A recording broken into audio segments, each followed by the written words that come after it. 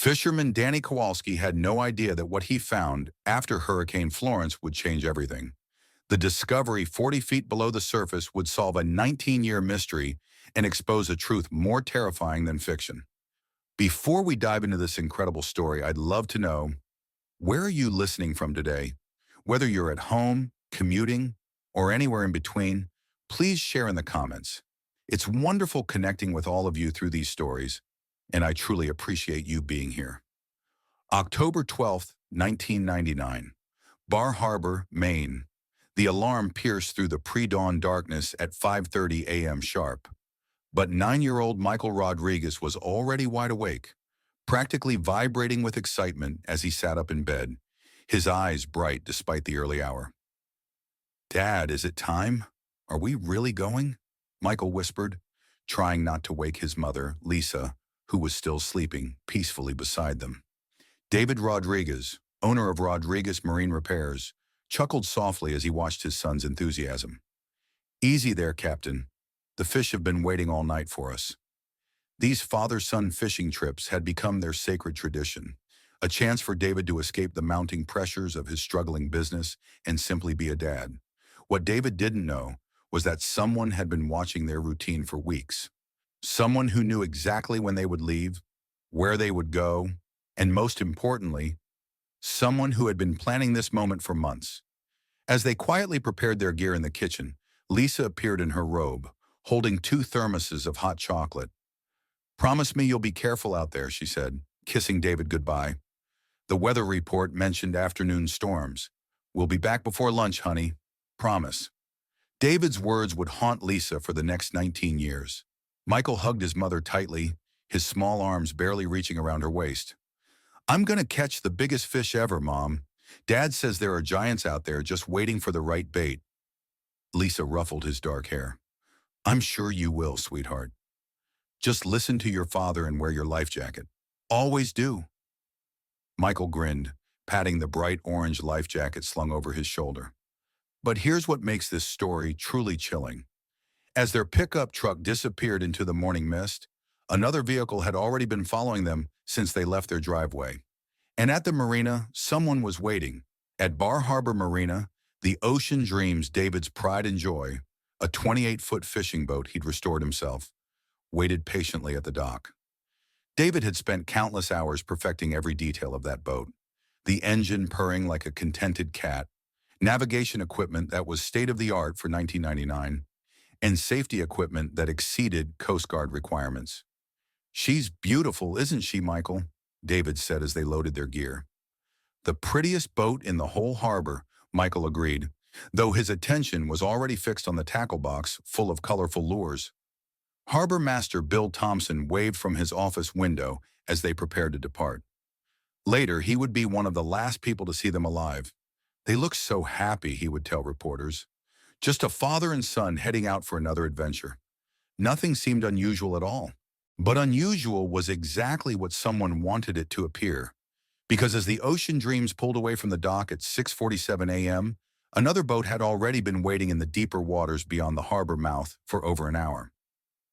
The autumn morning was pristine as David navigated toward their favorite fishing spot, a rocky outcrop about 12 miles offshore, where deep currents brought schools of striped bass close to the surface. Michael chatted excitedly about school, his baseball team, and his dreams of becoming either a marine biologist or a professional fisherman. "Dad, tell me again about the time you caught that huge tuna," Michael requested as he organized their fishing rods. David launched into the familiar story, embellishing details that got more dramatic with each telling. It was their routine, these stories that grew larger with time, creating a mythology of their adventures together. What they didn't notice was the boat that had been following them since they left the harbor, staying just far enough back to avoid suspicion, but close enough to track their movements. The person aboard that boat had been planning this moment for months, waiting for the perfect opportunity when father and son would be alone, miles from shore, with no witnesses. At 8:15 a.m., David radioed the Coast Guard with their position, a safety practice he never skipped. "Coast Guard, this is the Ocean Dreams. Registration number ME4477RX. We're approximately 12 miles northeast of Bar Harbor. 2 souls on board, expecting to return by 1400 hours. Copy that, Ocean Dreams. Weather looks good for now, but we're tracking a storm system that might move in this afternoon. Keep an eye on the sky. Those would be the last official words heard from David Rodriguez. But what happened next would remain hidden for 19 years, until a force of nature more powerful than any human plan would expose the truth. Michael caught his first fish at 8:42 a.m., a modest bass that fought valiantly before being reeled in. His delighted laughter carried across the water as David helped him unhook the fish. "Can we keep this one, Dad? He's a little small, buddy. Let's throw him back so he can grow big and strong. Maybe we'll catch him again next year when he's ready." Michael carefully released the fish, watching it disappear into the dark water below. "Swim safe, little guy," he called after it. Those would be among the last innocent words spoken aboard the Ocean Dreams. At 9:20 a.m., recreational sailor Jennifer Chen noticed the Ocean Dreams anchored near the rocks. She waved, and both David and Michael waved back enthusiastically. Chen would later become a crucial witness, as she was probably the last person to see them alive and well. But Chen also noticed something else that morning that would haunt her for years, another boat in the area that seemed to be loitering without any obvious purpose. When questioned later, she described it as a white cabin cruiser, larger than the Ocean Dreams, with at least 2 people aboard. Something felt off about that other boat, Chen would later tell investigators. They weren't fishing, they weren't anchored, they were just waiting, like they were watching the father and son. By 10:30 a.m., the morning had grown unusually quiet around the rocky outcrop. The wind had died down completely, creating an eerie stillness that experienced fishermen know often precedes dramatic weather changes. It was in this calm that whatever happened to David and Michael Rodriguez began to unfold, and what the investigators would discover 19 years later would be more terrifying than anyone could have imagined. When 2 p.m. came and went without the Ocean Dreams returning to harbor, Lisa Rodriguez felt her worry transform into genuine fear. David was never late. His military background had instilled in him a precision about time that bordered on obsession. If he said they'd be back by 2 p.m., they would be back by 1:55 p.m. By 3 p.m., she was pacing the dock, scanning the horizon for any sign of their familiar boat. Harbor Master Thompson tried to reassure her, but Lisa shook her head. He would have called. David always calls if there's any change in plans. At 3:30 p.m., Thompson officially contacted the Coast Guard to report the Ocean Dreams as overdue. Within 30 minutes, a full search and rescue operation was underway. The search area covered over 200 square miles of increasingly turbulent ocean. Helicopters braved dangerous winds while Coast Guard cutters fought through waves that seemed determined to hide any trace of the missing boat. At 6:45 p.m., just as darkness was beginning to fall, Coast Guard Helicopter 6031 spotted something that would chill everyone involved in the search. "We have eyes on a vessel," the pilot radioed. "Appears to be adrift. No signs of life on deck." The Ocean Dreams was found floating empty, her engine cold, her anchor still secured. Michael's fishing rod lay across one of the seats, still rigged with bait. David's coffee cup sat in the cup holder, half full and still warm to the touch. But David and Michael Rodriguez were nowhere to be found. Coast Guard Lieutenant Commander Sarah Stevens boarded the vessel as divers searched the surrounding waters. What she found would puzzle investigators for the next 19 years, and when the truth finally emerged, it would be more shocking than anyone could have imagined. The boat showed no signs of distress, Stevens would later testify. No damage to the hull, no indication of mechanical failure. The radio was functional, the engine was in perfect working order, and all safety equipment was accounted for except Michael's bright orange life jacket was missing. But here's what makes this discovery truly mysterious. Experienced boaters know that in rough weather, people don't just fall overboard without leaving some trace of struggle. Emergency equipment gets deployed, life preservers get thrown, radios get used to call for help. None of those things had happened aboard the Ocean Dreams. The boat's condition suggested that David and Michael had simply vanished, as if they had been plucked from the deck by invisible hands. In the weeks that followed, Bar Harbor became a town divided by theories. The official Coast Guard report concluded that David and Michael had likely fallen overboard during the storm, with Michael's body lost despite wearing a life jacket and David drowning while attempting a rescue. But Detective Ray Murphy of the Maine State Police wasn't buying it. In my experience, he told the local newspaper, when people fall overboard in rough weather, there are usually signs of struggle. This boat looked like its crew had just stepped away for a moment. Murphy's investigation led him to examine David Rodriguez's business relationships. Rodriguez Marine Repairs had been struggling financially, primarily due to aggressive competition from a newer shop owned by Thomas Webb, a relative newcomer to Bar Harbor who had arrived in 1997 with significant capital and immediately began undercutting David's prices. Webb, a 45-year-old former Boston businessman, had quickly made enemies in the tight-knit maritime community. Local boat owners complained about his pushy sales tactics and his habit of bad-mouthing competitors. Several people mentioned to Detective Murphy that Webb seemed particularly obsessed with driving David Rodriguez out of business. Thomas was always talking about how David was old-fashioned, how his methods were outdated, recalled marine mechanic Tony Martinez. But David was respected here. His family had been fixing boats in Bar Harbor for 3 generations. Webb was just an outsider trying to muscle in. The rivalry had escalated in the months before the disappearance. Webb had reportedly tried to poach several of David's longtime customers, offering to honor their warranties and complete their repairs at drastically reduced rates. David had confided to Lisa that he was considering legal action against Webb for what he believed were unethical business practices. "He's trying to destroy us," David had told her just 2 weeks before the fishing trip.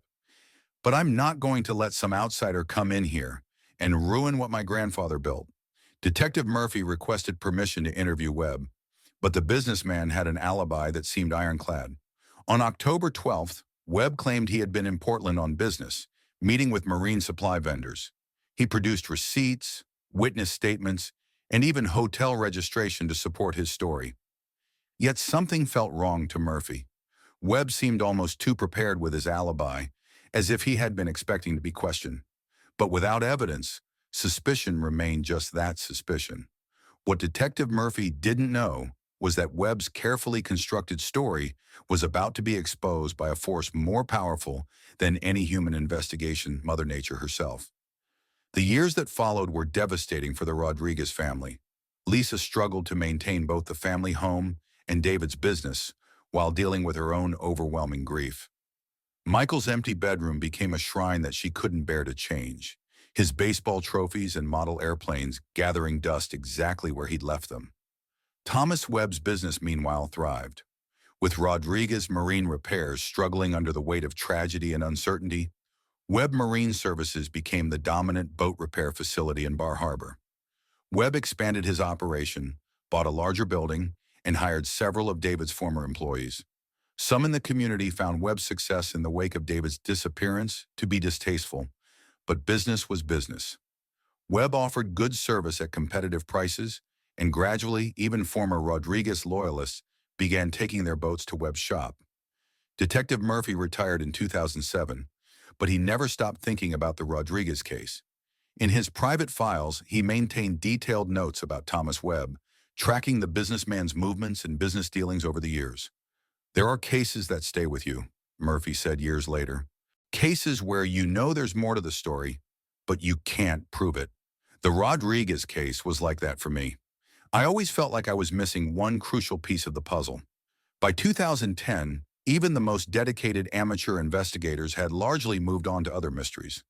The disappearance of David and Michael Rodriguez became one of Maine's most famous unsolved cases, featured in true crime documentaries and internet forums, but no closer to resolution. Lisa Rodriguez learned to live with the uncertainty, though she never stopped hoping for answers. She kept the Ocean Dreams in dry dock, unable to sell it but unwilling to see it return to the water where her husband and son had vanished. Someday she would tell visitors that boat might be the key to understanding what happened. Until then, she stays right here. Little did Lisa know that the key to solving the mystery wasn't aboard the Ocean Dreams at all. It was lying 40 feet beneath the surface of Frenchman Bay, waiting for the right storm to reveal its secrets. Hurricane Florence was supposed to miss Maine entirely. Weather forecasters had predicted that the massive storm would weaken as it moved up the Atlantic coast, bringing heavy rain and moderate winds to New England, but nothing like the devastating force it had unleashed on the Carolinas. They were catastrophically wrong. On September 15, 2018, Florence slammed into the Maine coast with winds exceeding 90 miles per hour and waves that reached nearly 60 feet. It was the strongest storm to hit the region in over 30 years, causing widespread power outages, flooding, and property damage throughout the state. But Hurricane Florence would also accomplish something that 19 years of searching had failed to do. It would reveal the truth about what happened to David and Michael Rodriguez. And that truth would be more shocking than anyone could have possibly imagined. Commercial fisherman Danny Kowalski had ridden out the storm in Bar Harbor, watching from his apartment as the harbor turned into a churning cauldron of foam and debris. When the winds finally died down on September 17th, Danny was among the first to take his boat out to assess damage to the local fishing fleet. What he found 3 miles offshore would reopen the Rodriguez case and send shockwaves through the entire community. "I've been fishing these waters for 25 years, Danny later told reporters. "I know every rock, every reef, every underwater formation. But that morning, the ocean floor looked like it had been rearranged by a giant hand. Florence's massive waves had apparently dislodged something from the seabed in about 40 feet of water." Danny first noticed unusual debris floating on the surface, pieces of white fiberglass, fragments of what looked like furniture, and most disturbing of all, personal items that clearly didn't belong to any recent wreck. Using his fish finder, Danny detected a large object on the bottom that hadn't been there before the storm. Through the clear post-storm water, he could make out the outline of what appeared to be a substantial boat lying on its side in the sand. Danny immediately contacted the Coast Guard. What they would find in the depths of Frenchman Bay would not only solve the Rodriguez mystery, but expose a truth so dark that it would haunt the community forever. Within hours of Danny's call, dive teams were on the scene. What they found in the depths of Frenchman Bay would transform a missing persons case into something far more sinister. The wreck was a 45-foot cabin cruiser that had apparently been buried under sand and sediment for years before Florence's violent seas had exposed it. The boat's registration numbers were still partially visible on the stern. ME8834BX. A quick check of maritime records revealed that the vessel had been registered to Webb Marine Services. But it was what the divers found inside the wreck that would shock even the most experienced investigators. Coast Guard diver specialist Amanda Torres had seen her share of underwater recoveries, but nothing had prepared her for what she found inside the sunken cabin cruiser. The boat's cabin had been partially preserved by the cold Maine waters and protective layer of sediment that had covered it for nearly 2 decades. The boat was lying on its port side, Torres reported. The starboard side had been crushed, probably during the sinking, but the port side cabin was remarkably intact. In what appeared to be the main salon, Torres discovered items that made her blood run cold. David Rodriguez's wallet, still containing his driver's license and credit cards, Michael's distinctive Boston Red Sox baseball cap, and most damning of all, Michael's bright orange life jacket, carefully folded and placed in a storage compartment as if someone had been trying to hide it. But the discoveries didn't stop there, and what came next would reveal the true horror of what had happened on that October morning, 19 years earlier.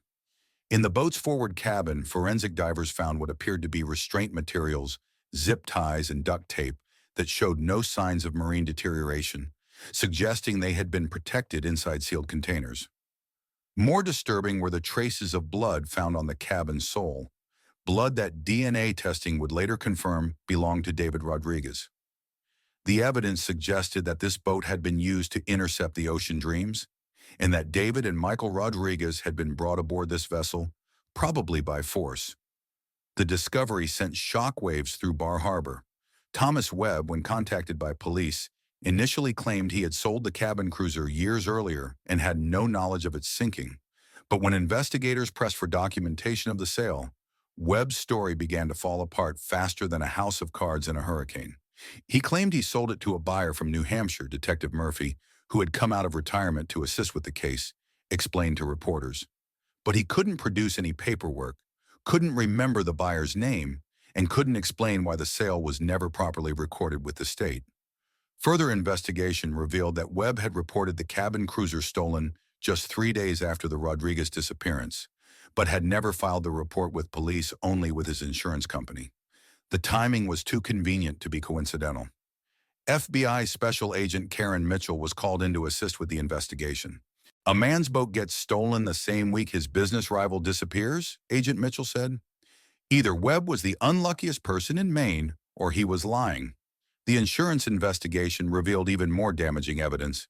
Webb had purchased the cabin cruiser just 6 months before the Rodriguez disappearance, paying cash for the expensive vessel, despite claiming financial difficulties with his business. More importantly, the boat had been equipped with commercial-grade fishing and diving equipment that seemed inconsistent with recreational use. As investigators dug deeper into Webb's background, a disturbing pattern emerged. Webb's previous business ventures in Boston had been marked by similar aggressive tactics against competitors. Two of his former rivals had suffered mysterious setbacks. One had his boatyard destroyed in a suspicious fire. Another had been forced to close after a series of costly equipment failures that investigators had never been able to explain. But the most shocking revelation was yet to come, and it would expose a truth that no one in Bar Harbor could have imagined. On March 15th, 2019, in exactly 19 years and 5 months after David and Michael Rodriguez vanished, Thomas Webb was arrested at his home in Bar Harbor. The charges were staggering: 2 counts of first-degree murder, kidnapping, insurance fraud, and conspiracy. The arrest sent shockwaves through the community that had unknowingly harbored a killer for 2 decades. "I served him coffee every morning for 15 years, said Linda Martinez, owner of the Harbor View Diner. "He seemed like such a normal guy. Quiet, polite, always paid his bills on time. How do you live next to someone like that and never know?" But as investigators continued to build their case, they discovered that Webb's crimes were part of something much larger and more terrifying than anyone had imagined. The evidence against Webb was overwhelming, but his defense team attempted to argue that the passage of time had compromised the case. They claimed that the prolonged exposure to seawater had contaminated the evidence and made it impossible to determine exactly what had happened aboard the sunken cabin cruiser. But prosecutor Lisa Chen methodically presented a case that left little room for doubt: the DNA evidence, the timeline of events, Webb's financial records, and most compellingly, the careful preservation of Michael's life jacket painted a picture of calculated murder. The trial lasted 6 weeks and featured testimony from over 40 witnesses, including Lisa Rodriguez, who faced her husband's killer for the first time since his arrest. "For 19 years, I wondered what happened to my family," Lisa said on the witness stand, her voice steady despite the tears streaming down her face. "I imagined accidents, storms, equipment failures, anything except the truth. Thomas Webb didn't just kill my husband and son. He stole 19 years of my life, but it was during the sentencing phase that the most shocking revelation of all would emerge, exposing a truth that would horrify everyone involved in the case. As Thomas Webb faced the possibility of life in prison, his defense team made one last desperate attempt to save their client. They revealed that Webb had been acting not alone, but as part of a larger criminal organization that specialized in eliminating business competition through various means, including murder. Thomas Webb was not the mastermind behind this operation, defense attorney David Morrison argued. He was simply a hired hand, following orders from people far more dangerous than himself. FBI investigation revealed that Webb had been connected to a Boston-based criminal organization that had been operating for decades, providing business solutions to clients who were willing to pay for the elimination of competitors. The Rodriguez murders had been just one job in a portfolio of criminal activities that stretched across New England. But the most shocking revelation came when Webb, faced with additional federal charges and the threat of retaliation from his former associates, finally agreed to cooperate with authorities. His confession provided details that filled in the remaining gaps in the investigators' timeline and revealed a truth so horrific that it would haunt everyone who heard it.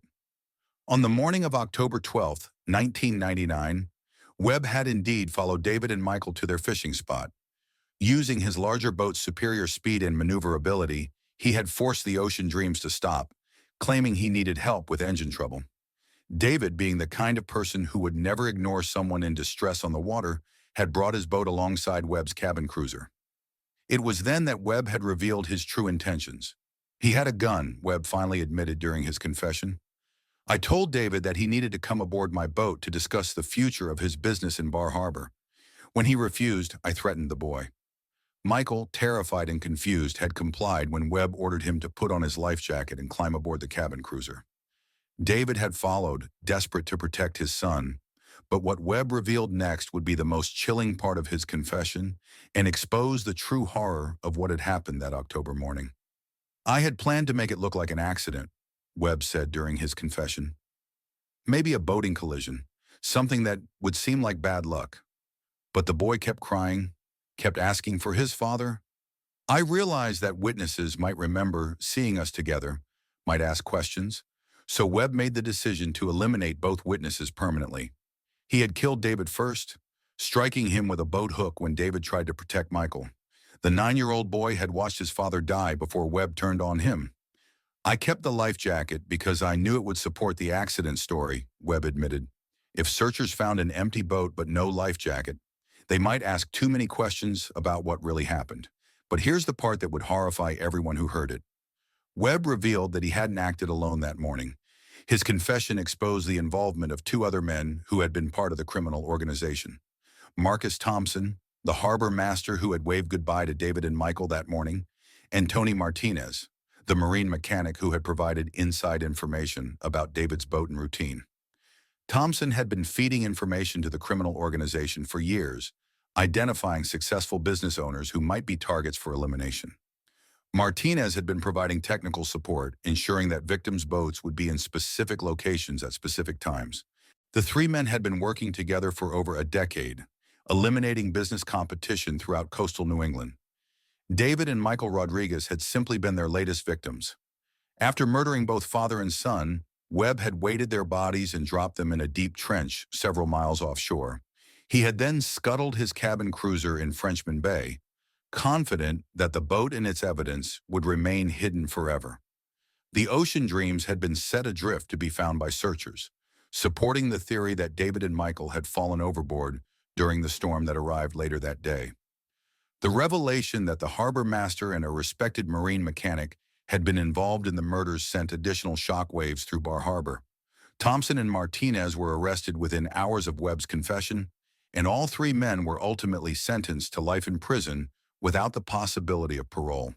Their cooperation in exposing the larger criminal organization led to 17 additional arrests across New England, effectively dismantling a network that had been operating for over 30 years and had been responsible for dozens of accidental deaths and disappearances.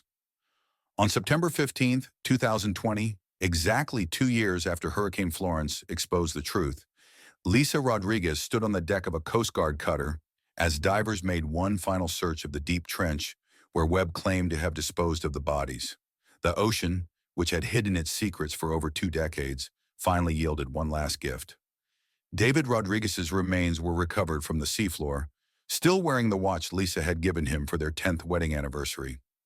Michael's body was found nearby, his small form protected by the very waters that had concealed the truth for so long. "The sea took them from me," Lisa said as she scattered flowers over the spot where her family had been found. "But in the end, the sea brought them home." But perhaps the most incredible part of this story came from an unexpected discovery during the cleanup following Hurricane Florence. Volunteers found something remarkable washed up on Cadillac Mountain Beach, a message in a bottle that had been thrown into the ocean by Michael Rodriguez during a school field trip just weeks before his death. The message, written in a 9-year-old's careful handwriting, read, "My name is Michael Rodriguez, and I love the ocean. Someday, I want to be a marine biologist and learn all the ocean's secrets. If you find this, please remember that the sea connects all of us. Take care of it, and it will take care of you."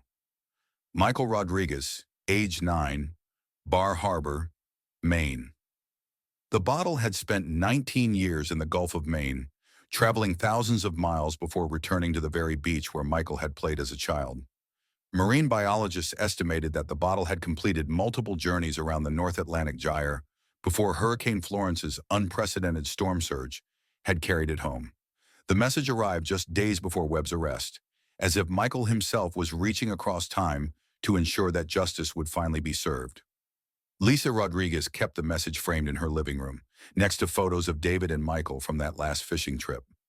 Sometimes, she said, she could almost hear Michael's voice reading the words aloud, reminding her that some connections are stronger than time, deeper than the ocean, and more enduring than the evil that tried to destroy them.